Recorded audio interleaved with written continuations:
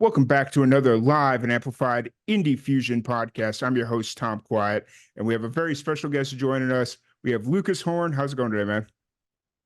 Dude, it's doing good. How are you, Tom? Doing pretty good. Doing pretty good. I just got back from Nashville yesterday, actually, and I was on the fence on whether I wanted to, after doing like 4 straight days of nothing but podcast interviews, it's like maybe I should take a day off, but I was just like, nah, we're gonna jump right back into it. So I'll say the life of music never stops. right. But excited to have you on. I know we were supposed to do this a couple of weeks ago, and we had to reschedule. But I'm glad we got this rescheduled quickly. And actually, it actually works out a little bit better because you got a new single coming out here at the end of the week, and we got something specifically to talk about. So Yeah, I'm really excited about it. nice. So before we jump into the new single and all that fun stuff, what's kind of your background? I know you grew up in Indiana, but then moved to Tennessee later on. So what was it like living in Indiana and then moving to Tennessee? What was your home life like growing up there? Yeah, so I was born in Indiana and I'm the middle of seven kids in the family. So growing up was kind of just like, you've got all these siblings around you, but no one's really your age. Everyone's got different personalities, but I was also homeschooled. So some homeschoolers have like an umbrella school and they Yeah. still go out and like they're homeschooled, but they actually are like going to like private school kind of setting. But we were like homeschooled. Mm. Like you grade your own school. Like when you're done with school, you might get to play 20 minutes of PlayStation. And so it was I don't know, I feel like to say it was a simpler life isn't too far of an overstatement. Mm. But my family moved down to Tennessee, the Bristol area, um, shortly after my grandfather passed away. I was about 13 years old, and we moved to take care of my grandmother. Mm. And we kind of went from like a subdivision lifestyle to moving into a trailer home Mm. that all of us kind of shared together. So it was a very interesting transition, to say the least. It was it I mean, it was I'm sure it was a hard transition, but probably a necessary one. If you went that, you obviously you moved there for a reason to look after your grandmother, but moving from a place in Indiana where it's very, like you said, suburbanized, I guess is a word Yeah. I'm going to make up right now, and then moving down into a city you don't know anybody other than your grandmother, and then moving into a trailer park. I'm sure that was a huge transition. It was a little strange because my grandparents had like this giant hill that they Mm. owned. Um, so it was kind of just a standalone trailer. Next door neighbor had a trailer as well, but it was a very kind of like secluded Mm. kind of thing. Where like behind us was a whole subdivision, but in between that was a giant field. So we were kind of in our own little bubble. Whereas before it was like, oh, we had neighbor kids we could go play with. Then we moved. And it was like, oh, we don't know anybody, and we have so much space that we're like, oh, what do we do with this? Right. And as a kid, I'm sure once you realized what you could do with that space, I'm sure it was okay, not as bad, but I get it. Oh, Uh, Nerf wars the whole time. My older brothers would spend their money that they made on like Nerf guns, and we'd be like, let's go. It was great. hey, I still spend my money on Nerf guns. That's like the Ain't no best, shame in that. Not at right? all. It's a good way to spend your money, I think. I don't know. Maybe not. So, I oh, won't say. yeah, I got you. So, throughout this entire time as a kid living in Indiana and then moving to Bristol, where does music kind of come into play? Was that something that was always kind of been there? Did you discover it later on?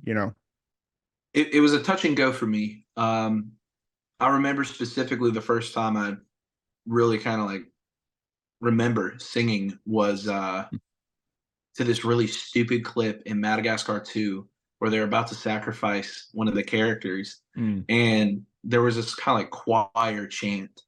And I remember singing that before we were supposed to be going to like my grandparents or something. So my mom was like, let's go, let's go. And I was like singing it at the top of my lungs for probably the 50th time.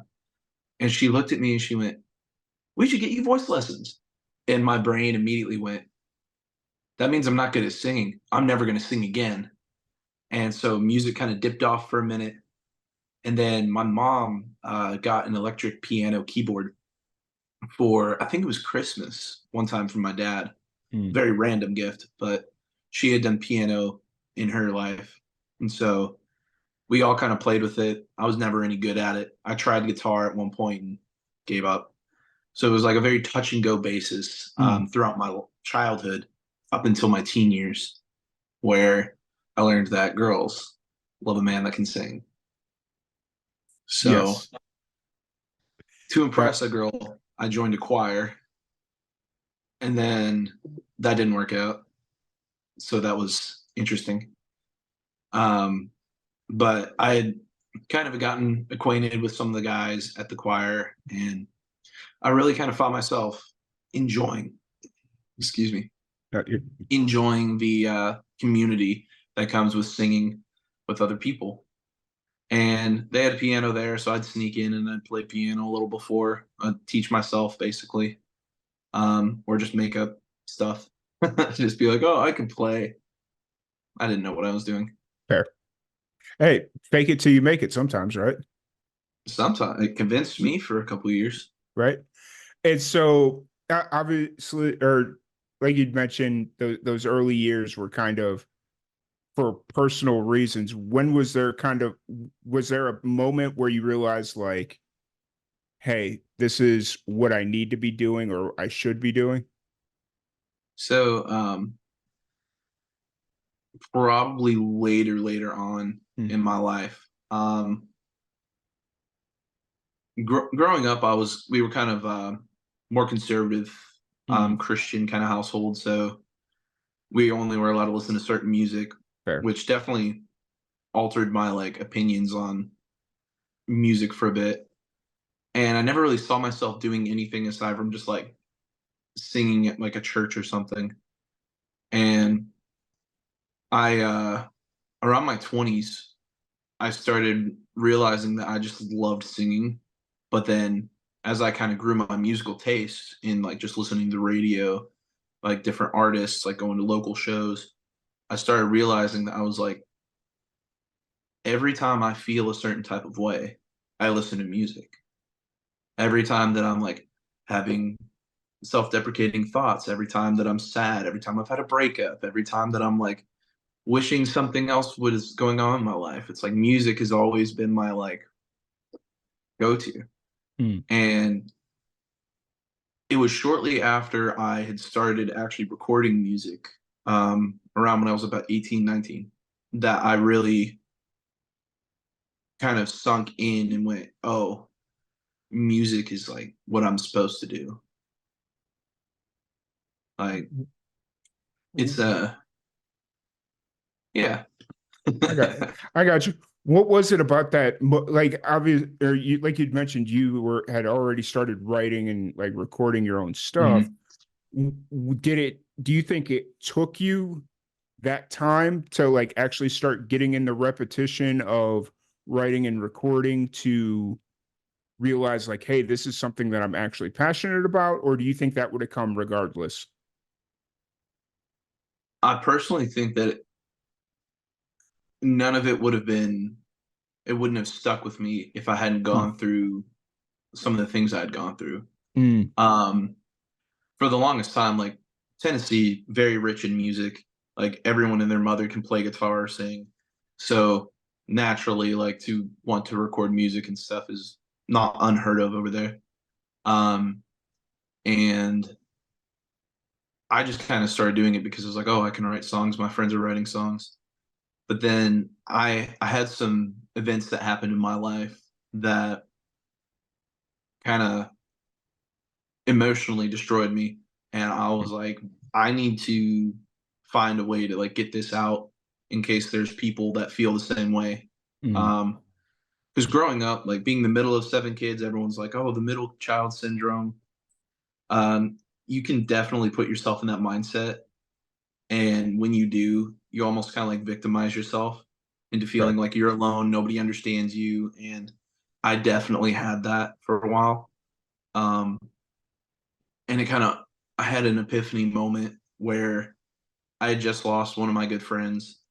And I just sat there wondering, like, does anyone know what it feels like to lose somebody, to be the last person they tried talking to?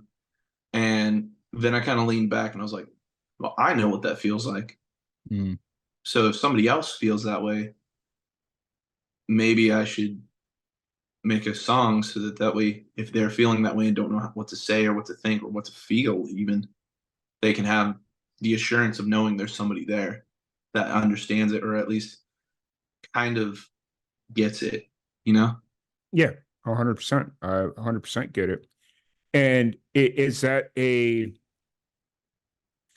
I don't want to say like a message, but is that kind of how you approach songwriting now, is pulling from your own personal experiences, or was that more I just at the do. beginning? So I would say 90% of my songwriting is about pulling from experiences, pulling from emotions I've felt or that I've seen directly influence people. Mm-hmm. Um, my first release I did, Aurora Lights, comes from my personal struggle with being medicated. I went a very long time without getting prescribed medications. I was scared to take medications because I have extreme depression and anxiety, and I've been informed that I have ADHD tendencies. And so to hear that, for one, is terrifying, but then to be Mm-hmm. told, hey, take this drug that's going to change who you are, but you've always been who you are. Yeah, It's like, it's kind of scary to sit yeah, there and be like, oh, you know, am I going to be Lucas or am I going to be like a zombie Lucas? You yeah, know, like you hear horror stories of people being drugged out, and it's like, oh, but that common denominator is medication. Like they yeah, overdid their medication. Am I going to be that guy? yeah, And it was something that prompted that song um, very heavily. yeah. So I got you. definitely pulled. Fair, fair, fair. Before you got into music, would you have considered yourself creative or an artist in other like mediums before you got into music? Oh, definitely. I used to draw a Mm. lot. Like you couldn't take me anywhere without me having my backpack full of pictures I drew to show off to people. Nice. Growing up, we used to have like art competitions with my siblings and be like, "Oh, draw something real quick." And I was always the worst. And so I told myself I was going to become better than all my siblings. And I wouldn't say that I'm better. I think better is a very arrogant mindset. But Yeah, I would say that I've developed my style that I prefer yeah, to a pretty solid standard of what I like. And yeah, they all have their styles that I also do like, and some that I'm like, we'll work on yeah. that. Actually, you touched on something very interesting about using the word better, because Mhm. because I feel like that's a very subjective term, because Right. it's like you'd brought up different styles. Just because I think your style is better, that's my opinion. It's not based on any factual information. So I thought it was kind of interesting that you had that realization as you were kind of going and being an artist.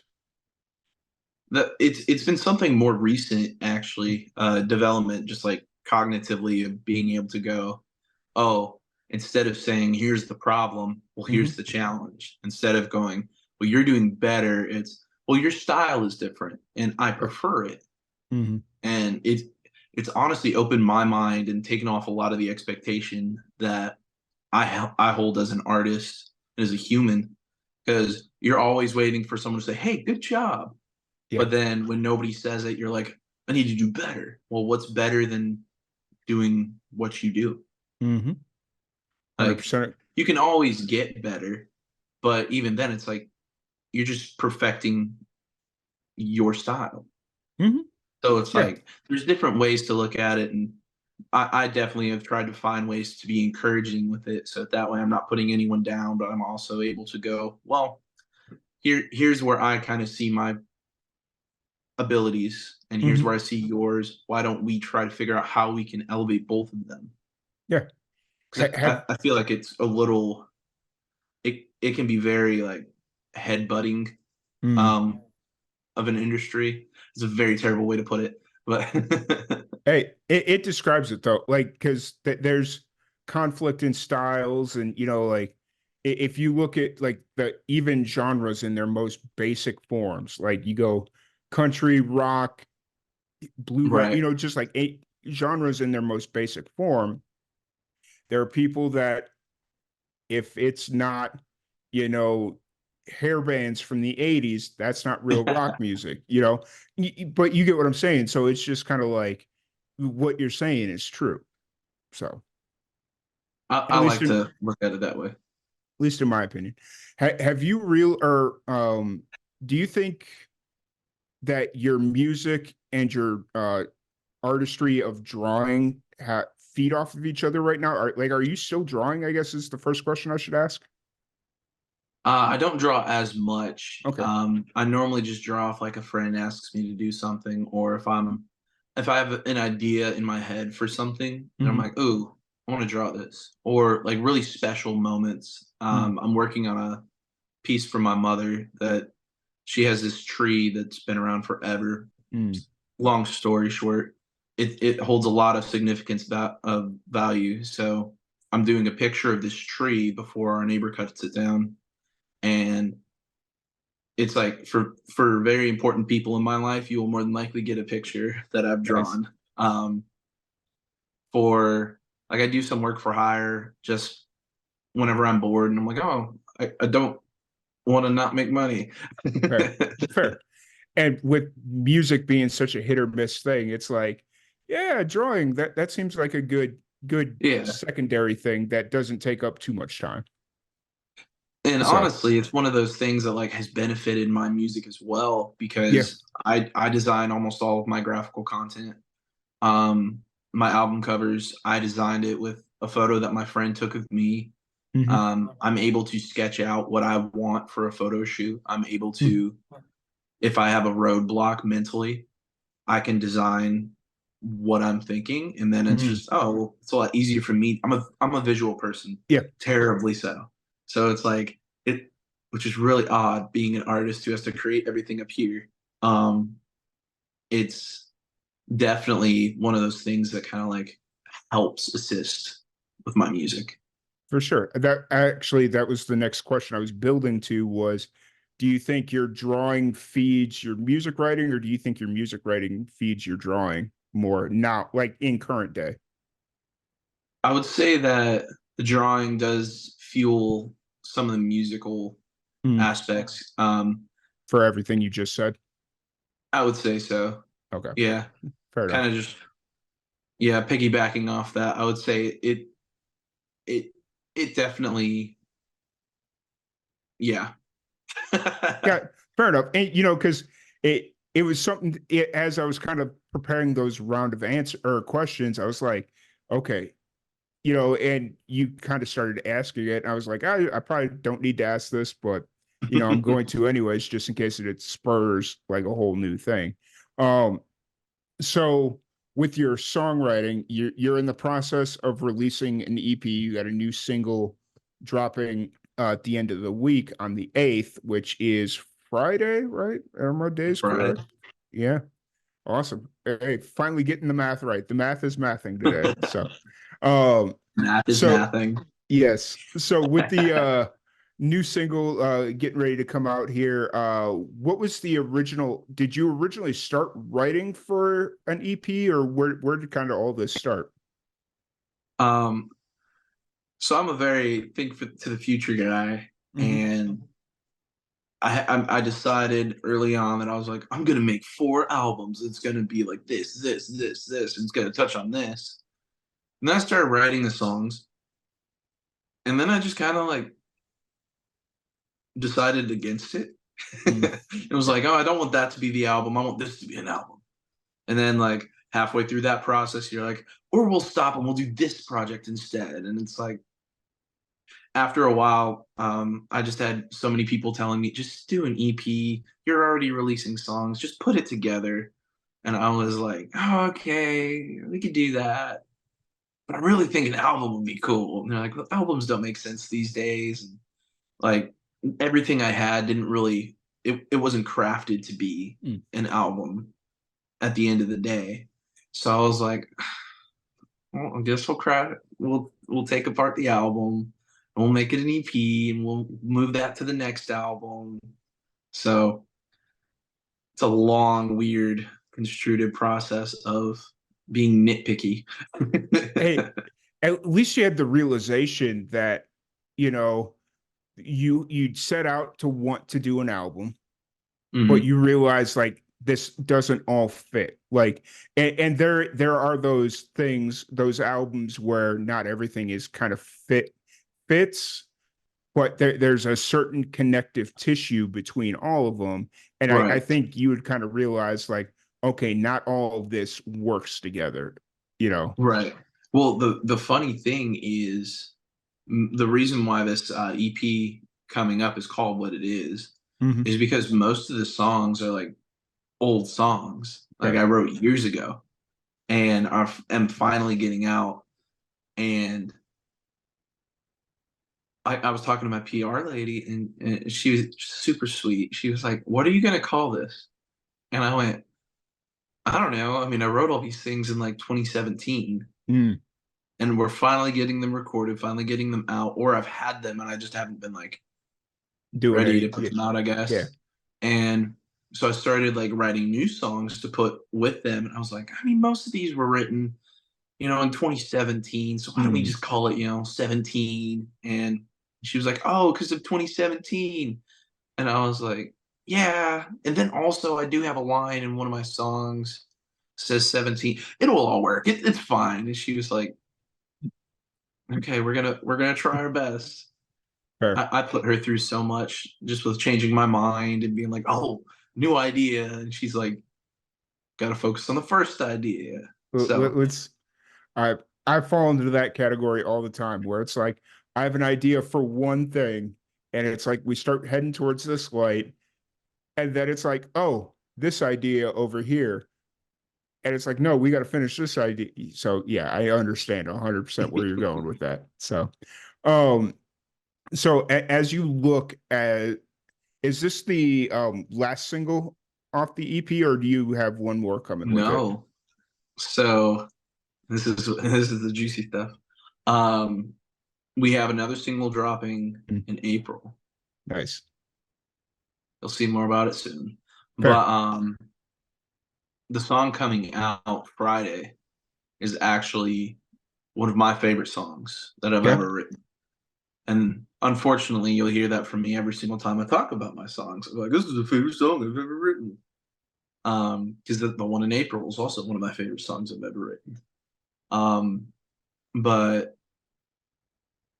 yeah, I decided to do kind of like a waterfall effect, like we've Mm. kind of been talking about. And there will be one more release, and then an unreleased song will come out with the EP, which is slated for early May, I believe. Gotcha. I kind of That's changed my mind a lot, so we'll see. fair. Very fair. So we've been teasing the song dropping on the 8th on Friday. It's called Secret. What can you tell us about the song? So Secret's actually a really funny song. I started writing it with this was the first time I ever met this guy too. Mm. His name's Kenny Carkeet. He used to do a lot with the band AWOL Nation. Okay. He actually wrote and produced most of their first album. And of course, his big accomplishment was the song Sail, which Mhm. is massive. And synonymous And with GoPro. this is true. And so it was our first time meeting. He came in the room and he was like, what do you want to write? And I was like, I don't know. Let's just make something fun. Fair. And as we are just like playing around, like he apologizes if he's like a little scatterbrained. And I was like, no worries. I've apparently got ADHD. And so we were both just kind of bonding over the fact that we can't pay attention to anything. And then it kind of like clicked. And we were like, where's our head at 90% of the time? And one of the lines in the chorus, it goes, God, where's my head at now? Mm. And I actually, ironically, like 3 weeks before this, had gotten a tattoo of a Lego guy on my leg missing his head, and it says, where's my head at? Because I thought that was so clever. Um, and I was like, yo, what if we write a song based off the tattoo on my leg, and it's about ADHD, and it can become like an anthem? And he just kind of looked at me and went, cool, let's do that. And we wrote the song. It was basically done in a day. Mm. And I was ecstatic from that point on. I was like, this is awesome. I love this guy. I'm going to work with him forever. And we have a lot more cool projects coming up. Nice. So. Nice. I love it when you're like doing a co-writer, however you want to describe it, and one person's super excited and the other person's just confident that whatever the other person comes up with, they can turn it into something. So it's just like, yeah, let's do that. That works. And it's always an interesting dynamic. So It definitely is. And Kenny, I can't sing his praises enough. He's the kind of guy that like he writes at least a song a day. mhm. And so I'm like super envious of that. Sometimes I'll go weeks without being able to write a song. And then other Fair, times it's like, oh, I wrote 7 songs today. Oh, this airplane ride was really, beneficial. fair. But he's got such a workflow and just a good mind for music that it's Nice. like I get very envious of it. Fair. Very fair. Um, so this song I'm assuming was written in 2017. So this song actually is one of the newer ones Gotcha. Okay. that we wrote last year in September. Gotcha. Okay. So this one and then the song "Give Me Something" Okay. that I released in December. Um, these are the two that are new. Gotcha. Cool. Cool. I took a shot in the dark. I had to go for it. So, No uh, worries. I definitely was like, oh, maybe I should make a little manual note and be like, highlight which ones are what year. But then I was like, nobody's gonna care. It was like fair, 15 people listen to this one. fair. Oh, so moving for obviously you got Secret coming out on Friday, and then the next single coming out in April, and then the full album will be coming out in May here. Where's kind of your headspace at right now in throughout this entire releasing process? Obviously, you're kind of in the thick of it a little bit more now with the immediate single, but like in the grand scheme of things, like you've still got 3 more releases to promote. So I would say social media sucks. I'll say that. fair. It's really hard for me to like pay attention to it without just like doom scrolling for Mm. hours. And so when I have to like post content or be like, oh, sing your song, I'm like, oh, but I sang that like forever ago. Why do I want to sing it again in there? Oh, but it sounds so much better recorded. And so my headspace is just kind of like getting myself to do it Mm. because it's like I might have 3 more releases to go, but I also have a lot more songs that are coming after that. So I'm like, it's not gonna stop. Yeah. Like even a lot of the hard thing is for me, I get so excited about the moment that I'm like, oh, yesterday I just wrote a new song. I love that new song. Why can't I put that one out next? Well, because you did this one 5 years ago and you need to get it out, or else you're never going to get it out. And it's like, that's fair. Why can't I do this one next? So then I just have to like kind of train my mind to go focus on what's in front of you. Nobody, like, people can wait, even though it sucks. It's like, put out the ones that you already have done that you're waiting to put out. Like, it's a whole process. Yeah. I gotcha. That's fair enough. It's one of those things where you just got to kind of wrap your head around the complexity of the entire situation.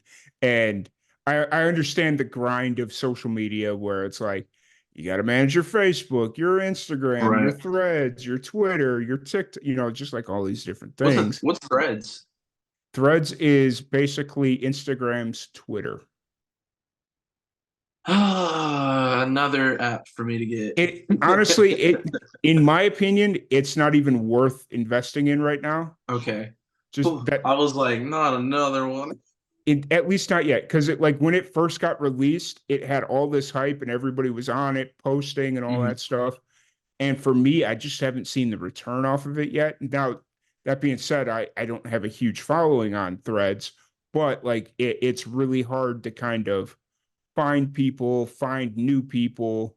A lot of the people that I've been meeting are just people that I have on Instagram and That the you already know. yeah. Okay. I So don't need that then. at least for me right now, it's not worth an initial investment, but maybe in 3, 6 months it might be. Who knows? Okay. You I'll know, have to keep my yeah, for I'll keep sure. So, with everything going on, how often are you playing shows right now? Are you playing pretty consistently or so I actually haven't been playing live in a long time. okay? Um I kind of had this mentality that I would make my album and then I'd promote it by playing live. And so I didn't go until everything was out. And I was like, oh, I'm not going to play live because then I can get really good and it'll sound amazing. Well, I can't play by myself because then I'm going to not have like the ability to do A or C. Mm, And so I kind of like, I've done some pop-up things here and there. I've played with some friends. I've done a couple open mics just to like sprinkle out and be like, "Oh, I have a new song coming out," and people are like, "Oh, who are you?" And I'm like, "Makes sense." fair. So it's been mostly a digital performance kind of thing, where it's Gotcha. just like posting reels, posting me playing a couple things, doing some covers. Especially since I've done this weird transition to California, where now it's like I'm trying to balance like where do I go to do songs? Like who do I go perform with? Like is there access here? Like just stuff like that. It's been a very slow starter, but we're looking at some things. Gotcha. So Fair enough. It's one of those deals where I think kind of once you get comfortable with what kind of live performer you want to be and kind of put these mental barriers kind of aside, I think it'll come super natural to you as just kind of listening to the music you have out there. I don't think you need to overthink the live performance aspect of it. Like just your guitar, and that's the money right there. That's the money shot, I guess, is the best way I to would kind of say express. I'm definitely an overthinker, Yeah, which is kind of like postponed my thing because like I've helped other friends get gigs and I've like talked them through how to do it and they're like, oh, why aren't you playing with us? And I'm like, why am I not playing with you? And it's just like moments like that where you sit there and go, well, because I'm like doing A and B and C, and you're like, oh, a bunch of excuses. I yeah, really just need to go do it. yeah. I'd love to see you get out there and perform. Like even if it's not in Bristol and it's more like kind of once you firm out what Mhm. the move, if you're going to stay in Bristol and just go out to California when you need to, or move out to California and then come back to Tennessee when you need to. I think once you kind of get that figured out, your comfortability of just getting out and doing even open mics, or whatever it is, I think it'll just kind of one day it'll just be like, okay, I let's just go be do like, it. "Ooh, here we go." I'm Yeah, hopeful for that. I yeah, got some friends that they're amazing live, and it's like a little intimidating because you sit there and you're like, you hear yourself on a recording, and you're like, wow, I'm not bad. yeah, But then you go like, yeah, but if I do bad live, how then it's gonna look like I'm not good at all. And it's this whole mental game yeah. that I've been trying to fight. So it's all in my head. Fair. Actually, you know what? Since we're on the podcast, I'm going to call out your friends. They need to kidnap you and just force you to play Oh one song. no. They, your friends, whoever they are, wherever they're at, they need to just kidnap you and force you to play one song, and I think you'll fall in love with it. They're gonna, oh my goodness, they're actually going to if they're listening, they'll probably do it. My And friends aren't the kind that are just like, oh yeah, yeah, yeah, sure. No, they're like, yeah, tomorrow. fair. Wake up at Ac- 3 a.m. We got this. Like, Actually, mental note, at 35 minutes, I'm cutting this out and I'm posting it everywhere and tagging you just to make it happen. Just to make it happen. But just to make it happen. it's just one of those things where I like, especially this day and age, as much as like social media is kind of the driving force behind a lot of things, I still think that person to person interaction Mhm. and you know, um, that connection made face to face is completely different. Like I had that Oh, realization. 100%. Yeah, I had that realization this past week. Like I went to Nashville for CRS. I got invited to Okay. do like media coverage and whatnot. And Oh, very cool. half the people that I interviewed there were people that I've done this interview with, like Zoom, and that's what it was. And so it was a lot of the people I was meeting for the very first time. And we sat down and we had more of a connection in the 10 minutes we had than the two or three podcasts we had done prior, Mhm. which were all like 40 minutes plus. So Well, and I would say a big reason to that is probably I feel like you're an extroverted person, no, and I'm not. I am not. I feel like in the right setting you would be. Fair. Okay.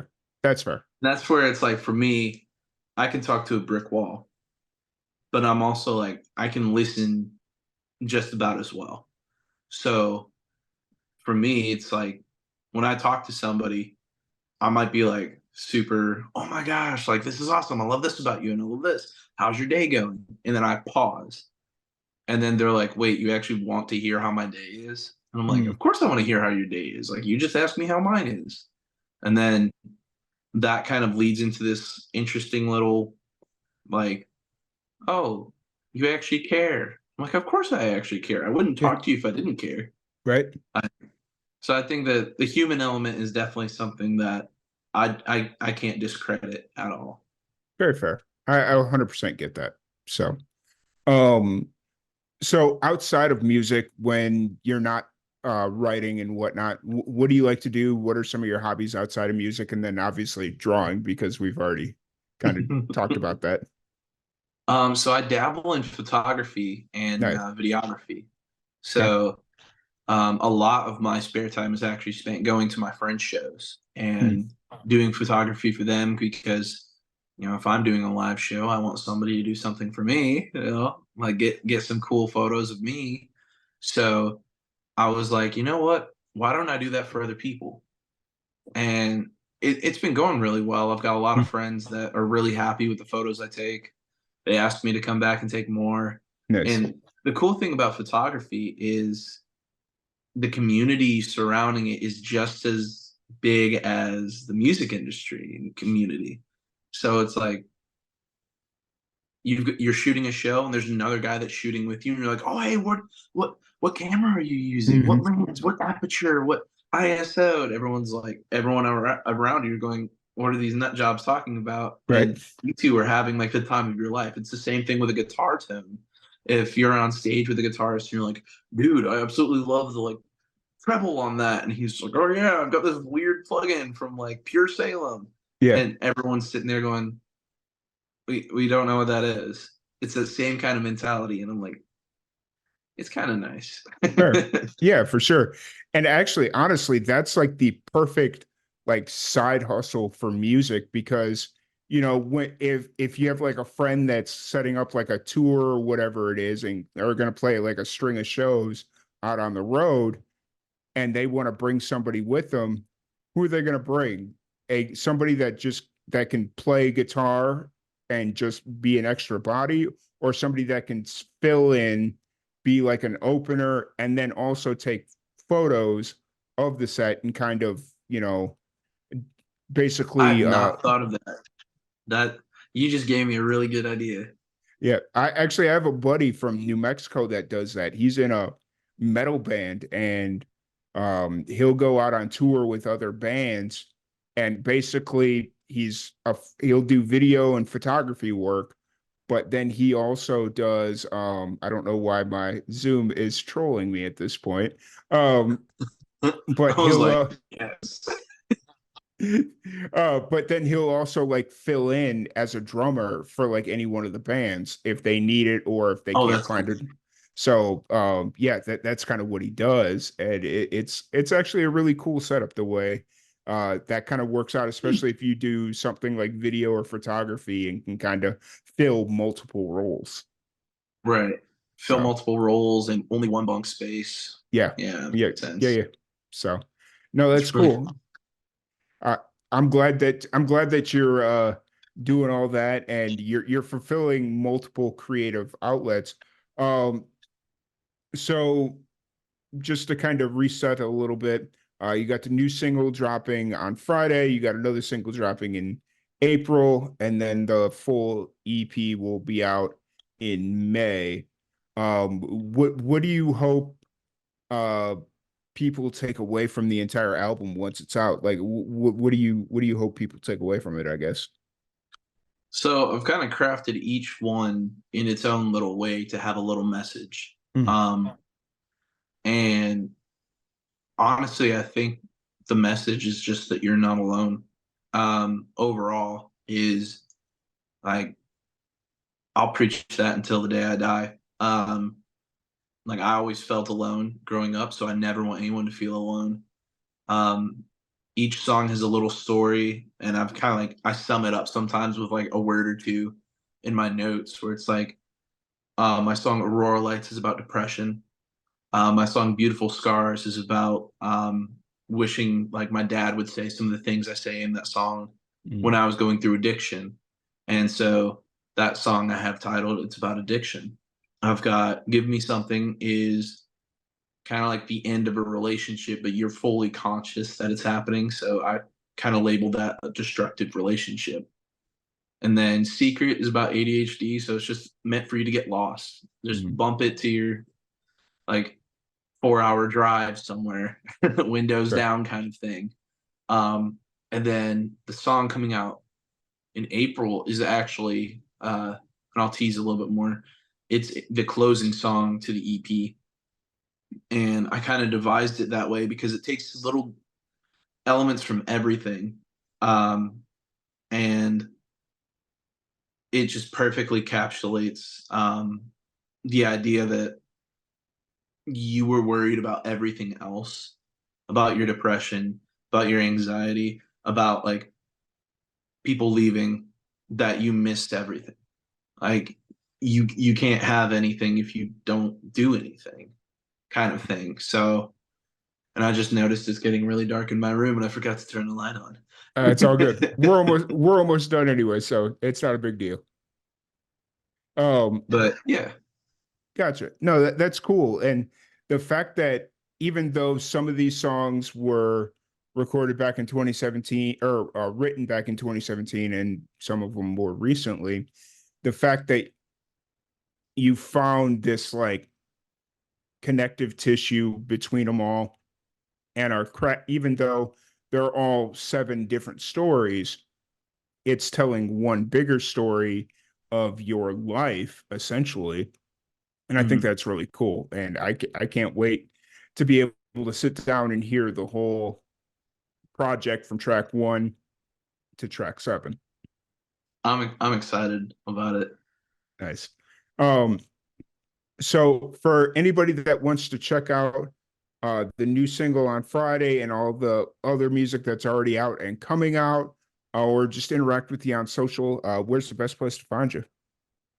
Yeah, so on social media, Instagram, I'm probably the most active on.